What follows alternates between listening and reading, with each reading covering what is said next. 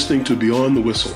Beyond the Whistle is a show that takes you beyond the X's and O's of sports to provide tips and advice on the business of sports and how sports professionals can advance in their careers. Welcome to Beyond the Whistle. I'm your host, Odell McCants, and thank you for listening. On this episode, we have someone who I simply could not start this podcast without having as the show's very first guest. Our guest and I go way back as we attended the same high school, Flint Hill Preparatory School in Northern Virginia, where we both played basketball for the legendary coach Stu Vetter. But he's much, much older than I am. His basketball career spans 31 years. I told you he's much older than me, and includes serving as an assistant coach at James Madison, his alma mater, Old Dominion, George Washington, and Georgetown. In addition to his time on the collegiate sidelines, he has coached at 5 nationally ranked high school programs, 4 of which he served as the right-hand man to our coach Stu Vetter at Flint Hill Prep, Harker Prep, St. John's Prospect Hall, and Montrose Christian. And in his last high school coaching position, he led Montverde Academy to a national title in 2007. Known throughout basketball as an outstanding teacher of the game, he has been instrumental in more than 130 student-athletes earning college scholarships. And these include several high school All-Americans and guys who went on to play professionally in the NBA and overseas. He is a regular every offseason coaching and teaching at camps and clinics for players and fellow coaches. So I'm sure I've missed many more highlights of his basketball career. He's someone I admire, not just for what he's done in his career, but more importantly, how he lives his life. Our guest today, my dear friend and current assistant coach of the Pitt Panthers, Kevin Sutton. Kevin, welcome to Beyond the Whistle. Thank you very much, Odell. I'm honored to be a part of your podcast, and I'm honored to be your very first guest. I only have one correction for you. In 1999, I actually started the Montrose Christian program. And then in 2000, I joined the Old Dominion staff and turned it over to Coach Vetter. So I actually started that program and had the opportunity to be the head coach of 2 other high school programs, Bishop McNamara and Montverde Academy. So I've developed 3 nationally ranked programs. Yeah, and Kevin, thank you for that correction. I did not know that at Montrose Christian, it was the pupil turning it over to the teacher. You and I played for Coach Vetter, and he's special to both of us, and he's done so much for both of us and so many other people. So the least thing that I could do for him was to go and set it up for him in 1999 and then allow him to take the program over and then build it into another national championship level program, because he deserves so much for so much that he gave to me. And but yes, the people actually did go start the program and then turn it over to the teacher. Yeah. Well, Kevin, as you know, this podcast is part of a shift in my business to work with coaches and other sports professionals. And I've been talking about it with you for quite a while, and it's taken me much longer than I expected to launch. But I could not have done it without your advice, encouragement, and support. And I want to publicly thank you for that. It's my pleasure. You and I have known each other for a number of years, and it's been my honor to be your friend. And I'm always empowered to see people like yourself that are striving to improve their lives and impact this game of basketball and impact lives through the game of basketball. So when you told me about your idea, I wanted to give you my 100% support. And the only thing I did was just echo the things that were tugging at your heart. Yeah. So, Kevin, one of the goals of this show is to help sports professionals, both coaches and others, gain insight into the career paths and journeys of others, such as yourself. Mm-hmm. And specific to college coaching, I think there is a perception or belief that it's a very linear process. You play ball, you become a grad assistant, you move to a director of operations position, then a full-time assistant position with the aspiration of becoming a head coach. Mm-hmm. And you are an example of someone who hasn't taken that linear journey. You have successfully woven a path between high school and college coaching. And I'd like for you to share with us your career journey by first starting with where you are now. Many assistant coaches, when they move to a new program, mm-hmm. they're joining an established or existing head coach and staff. And I know you've experienced this, but you've also had opportunities in your career to come into programs with a new head coach as part of a completely new staff, such as this year, with Coach Stallings coming to Pitt from Vanderbilt. Can you describe to us what the transition is like in both scenarios? Yeah, you know what, I have been very fortunate to successfully navigate my coaching career in a much different way than a lot of people. But to answer your question, to have the opportunity to join Coach Stallings' staff here at the University of Pittsburgh and coach in the ACC was just an opportunity that I could not turn down.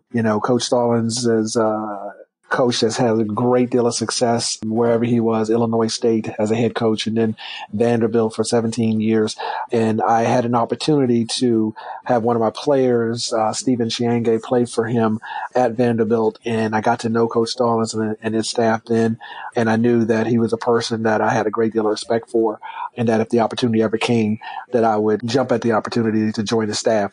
So it's really interesting to be a part of something that is the formation. We are literally and figuratively laying the groundwork and the foundation here, Coach Stallings' program here at University of Pittsburgh. So it's great to be on the ground level and seeing it grow on a daily basis. And it's going to be really neat in a couple of years to look back and say I was a part of that very first staff.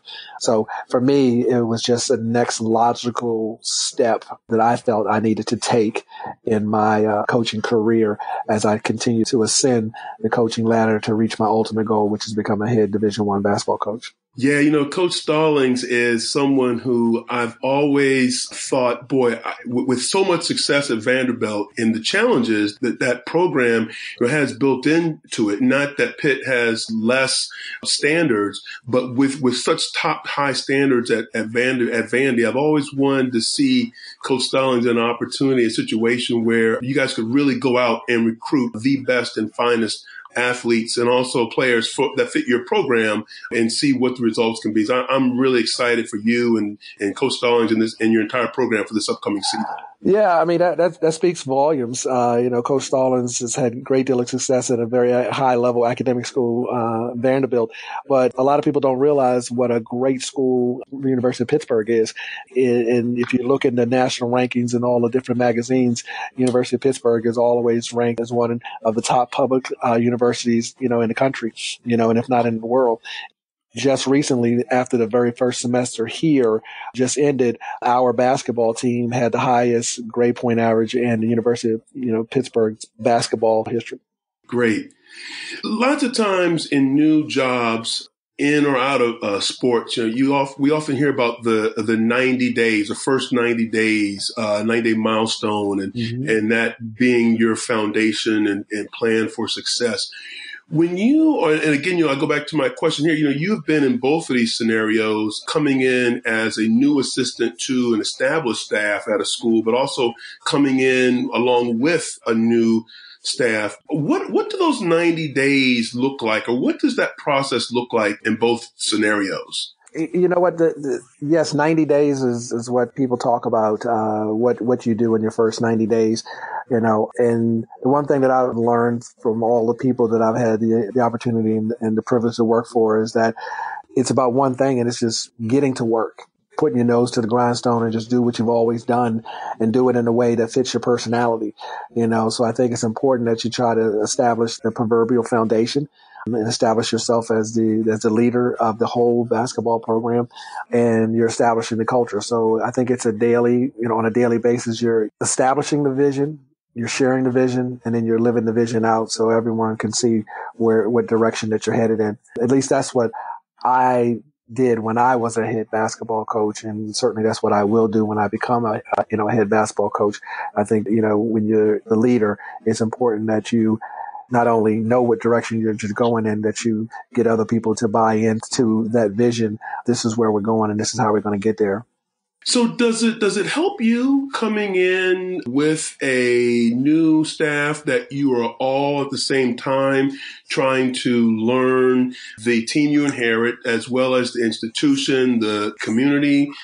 Does that help, or do you find it more challenging when you're coming in to a staff that you're trying to learn not just the new team, you coming as an assistant, but everyone else is already established in that with that team and institution? It is a situation that, first and foremost, Coach Stallings has done a tremendous job of assembling our staff. We have a nice group of coaches that are very passionate about the game of basketball and that are passionate about seeing the players that we have here to be successful. So that's the number one thing. Coach Stallings is about teaching, and he brought an assembled staff that's a very good teaching staff. So, what you're trying to do is you're just trying to make sure that you get to know the student athletes, get to know the university and how it works, and then you just continue to establish, like I said, you establish your culture. And for us, our culture here is about work. Putting in the time, putting in the effort to work not only long and hard, but more importantly, to work smart. And Coach Stallings has done a tremendous job with building relationships and earning the trust, of our players. And they've responded well to his teaching and how he coaches. So that's a testament to them. We have a mature team. We start 4 seniors and a redshirt sophomore. So we have an experienced team, and they want to win. And they know that Coach Stallings has a proven track record as a winner. So they bought in, and they were smart to buy in. I feel like in the current basketball universe, if you will, the high school game and the high school experience and the high school process has been lessened to a certain extent. And you and I, with Coach Vetter, played in a high school program, and you coached in high school programs that really mirrored or modeled college programs. What have you taken away from your college experiences when you've had high school experience that have helped you implement or build a program at the high school level? For me, building a program at the high school level, it was something that my vision was to impact as many lives as I possibly could through the game of basketball. I want to create living trophies. So I took it upon myself and the selection of my staff to build a staff that was first and foremost took a holistic approach to development. We wanted to develop them as people first and foremost. So character development was important to us. We wanted to develop them as students. So their academics was very important to us. And lastly, we wanted to develop them athletically and put them in a position where they could gain an athletic scholarship. That was our whole focus and our whole vision of the program. Everything that we did was with an idea of development and preparing them for college. We took it upon ourselves as a staff to take a great deal of pride in when our student athletes left us and went on to the collegiate level, they were prepared in every way to be successful. And one of the highest honors I've ever, compliment has ever been given to me, and it's the highest honor that I have ever been bestowed on me, is from the late Skip Prosser when he told me L.D. Williams was the most prepared freshman that he had ever coached. I took that as a tremendous honor because I knew that my staff and we had done our job to make sure that LD was ready when he stepped on the campus at Wake Forest University, and he certainly was. He went there and had a great career on the court, and then he graduated, and he's always been a man of high character. So that's the approach that I took when I was a head basketball coach in the 3 programs that I started: Bishop McNamara, Montrose Christian, Bishop McNamara, and Montverde Academy. And Kevin, what have you taken away from your high school experiences that have helped you in college coaching? Well, it's learning how to work, not just hard, but learning how to work smart, time management, just everything, how to practice and how to structure a practice and to get things accomplished. And again, to prepare them for when they leave the high school level, that they were prepared for the rigors and they were exposed to things at the high school level that they would be exposed to at the collegiate level. So I try to, prepare them in every way that I possibly can by simulating as much as I possibly could a college environment at the high school level. During my time as an agent, oftentimes scouts and GMs would tell me that part of their evaluation is how a player learns. How is he able to adapt from a processing of information standpoint to what they do? When you're recruiting and evaluating high school players for your college team, you talked about how your players were strongly prepared for college. How much of your evaluation process of a high school player falls into that category too, of how they learn and process information? Odell, that's an outstanding question, and it's a question that isn't often asked, so certainly it's not often, discussed. And I'll give you a quick story, and then I'll answer your question. While I was at Montverde Academy, I'm very fortunate to be married to an educator. My wife has won Teacher of the Year more than I won Coach of the Year. And since Montverde Academy was an international boarding school, we had a number of players from different countries. So not only do we have language barriers, but then you have learning styles. And so my wife would come in and, unbeknownst to the players, I mean, she would sit up in the stands, but they didn't know what she was doing. But we would do different drills and she would help me an awful lot, but she could evaluate players and how she thought that they learned their learning styles. If he was a kinesthetic learner, meaning that he would have to physically walk through when I was putting in a new play. If he was an auditory, he could just listen and get the play and understand the play. Or if he was a visual learner, he could just look and understand the play. She would be very helpful in that regard, to help me be able to teach them the best way possible. And so we really went into this, when I say we, my coaching staff, my wife, and we went to the point of giving everyone in our program a learning aptitude test, not necessarily aptitudes, but learning styles test. And it was really interesting to see how close she was and how accurate she was. So to answer your question, now as a college evaluator, I do tend to look at that. That's the reason why not only do I watch them in the game, I want to go and watch them in practice and see how they respond to their coaches. And then I like to get to events early and, stay late. I like to see how the young men come in, into an arena, and how they prepare, for the game or how they prepare for practice, and then I always will interact with the guidance counselors and the secretaries at the school to see their character, and the teachers will, I'll ask them, what their thoughts were of him as not only as a student, but, what they thought his learning, styles are. Just gathering as much information as I possibly can, because in the game of basketball, as you well know, we disseminate a lot of information in a very short time, so digestible information is what you try to accomplish as a coach. And I know the players, sometimes someone taught me, don't focus on how it's being said, but what is being said. So you need young men who can decipher that, No question. And like I told you, when I was at Montverde, we would have so many different languages, and then I would tell them, like, listen, you guys are smart. You're bilingual, but your coach only speaks one language, and that's English. So you got to hurry up and master the English language.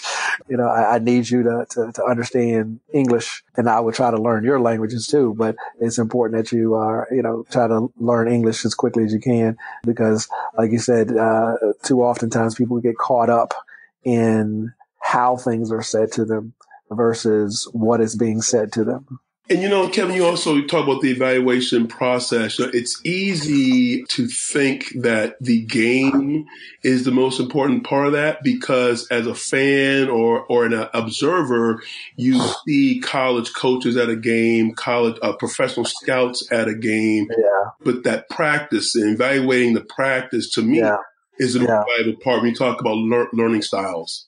Yeah, I think it's kind of unfair. You can go out and want to see a player play in a game, and he could have the game of his life and never play as well as he did that particular day. Or you can drive 3 hours to go see a player and he gets 2 fouls in the first quarter, so you don't see him to the halftime. And then once he gets in at halftime and he recognizes you're there, then he just comes out of character and does things that he doesn't normally do and has a bad game.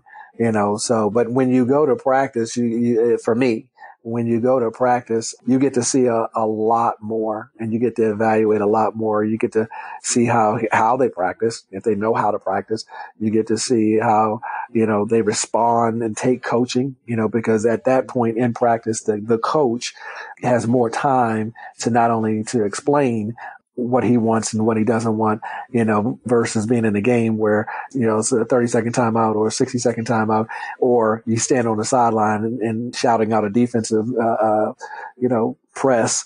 And then the kids got to remember what offensive play to run as well when we get the ball back. So a lot of information in a short time, but in practice, they have the right to, when they make a mistake, to do it over. And then you respond and see how the coach, how the kid responds to the coaching during practice is, I think, a much more accurate evaluation than what happens in the game. Yeah. So going back to the career journey, what is your personal process for evaluating new opportunities?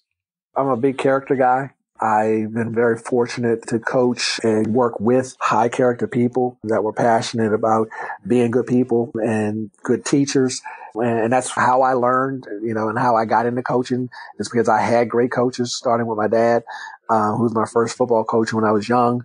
And then I was very fortunate enough to have Little League football coaches and Little League basketball coaches that were great teachers. So I learned the game. I learned the game the right way. And then when I went on to high school, we both played for Coach Vetter, who was a Hall of Fame coach at any level. And then I had the opportunity to go to James Madison and play there. And I got started in my career in coaching by, every summer coming back while I was in college, coming back and coaching summer league games in the Washington, D.C. area for Flint Hill, and Coach Vetter taking time and pouring into me and as a coach and seeing in me that I had the passion and the drive to become a great coach. And then come back and work with him for 10 years. My goodness gracious. I mean, they talk about an apprenticeship. Yes. I did my 10,000 hours like Malcolm Gladwell said you had to do. And I was prepared. So in 99 and when Montrose Christian opened up and offered me the job, I was ready, and Coach Vetter knew I was ready and he had prepared me well. So when I evaluate situations, I look at the character of the person first. And then I, obviously look at them as a coach and see, what type of coach they are. They're a teacher, and you can see that in how their teams perform. And obviously in this day and age, you can access to so much more information. You can study and you can read. And I just also want to work with people who will also push me to reach my ultimate goal, because I think that's important. That you push your assistants to and try to help them move along in their careers. I think that's important. So that's what I do when I evaluate people that I want to work with. Once someone has established what their criteria or their process is for evaluating an opportunity, and they're fortunate and blessed to be hired onto a staff, as assistant coach, what do you see as being the most important responsibilities and role as an assistant to the head coach? Not necessarily, the role and responsibilities for the team, but working with that head coach. I think every great assistant's job is to make their head coach be successful and make them look good, make them be successful in every way, shape, or form. I think that's the role of an assistant, is to take on responsibilities and be self-directed learner. Don't have to be micromanaged. But the number one goal is to be a team player, be loyal, and to make their boss look good and help them be as successful as he possibly can.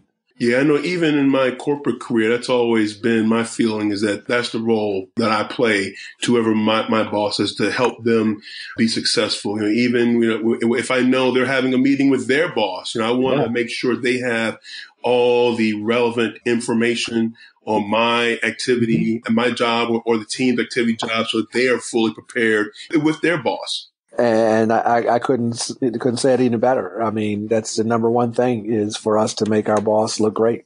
So, Kevin, I know you and I have talked about three. I think there are three pillars of success. There are many pillars of success, but three being people, events, and environments. How have those three areas, could you share some with us how they have guided your career?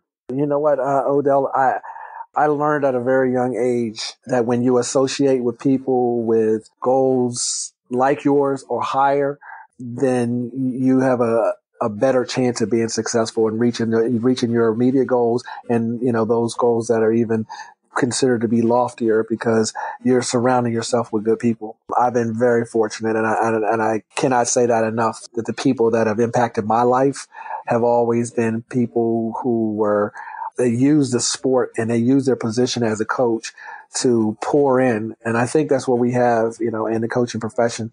I say this all the time when I speak. I said, you have the opportunity on a daily basis, to be a ladle, and you can be a ladle that either pours into people and fills their bucket, or you can be a ladle that takes water out of their bucket. I've been very fortunate. Like I said, my dad was my very first coach, and he was a good coach because he cared. Coach Vetter has probably impacted my coaching career, my personal life, second to my dad the most. Obviously my parents has the most influence. I very rarely make a decision without consulting him first. So I was very fortunate at high school. And then I had John Thurston at James Madison University that saw in me great potential to be a coach. What appeared to be my worst day, and we've all been there, is when your season ends and every spring you go in and you talk to the coach and they assess what you did that year. And that one spring going into my senior year, Coach Thurston called me in and said, Kevin, everyone here respects you at James Madison, but we don't think you're good enough to be, on the team next year. But however, we do see the potential in you to be a great coach, and we would love for you to be a student assistant coach. Well, what appeared to be my worst day turned out to be my best day. It put me on my career path. And thank God that I lived in a time where there wasn't any cell phones, so I had to go home and to my apartment and call my parents. And thank God I had parents that loved me dearly, but told me very clearly, we love you, but you can't come here. You can't come home. If you want to quit, you can't come home. And I think it'd be a good idea for you to walk back up there and accept that position. So I did. And it put me on my career path, instantaneously. And I've never looked back. So I've had countless people, George Raveling, and there's too many people to name that have impacted my life. They saw something in me, and thank God they did. And hopefully I can continue to live up to it. So that's the people part of it. Events, too many to talk about, transferring from a public school, Falls Church High School, to a private school like Flint Hill. Uh-huh. And learning quickly about the value of education and how to become educated. So Miss Casey and the people at Flint Hill, that was a great event in my life. Earning a scholarship to James Madison University, becoming the first person in my family to go on to college, another huge event. These were all situations that helped me continue to stay on the straight and narrow. My wife has been very successful in my life, being married and having kids. All these events helped shape me to who I am today. Well, that's the whistle, folks, which means we're about to give you a resource to take away from this conversation that I think you can use and implement right away in your own success journey. So, Kevin, what book have you read or currently reading that has had an impact on your career and that you would recommend to our listeners? Well, first and foremost, Odell, I'm an avid reader. I try to read at least 2 books a month.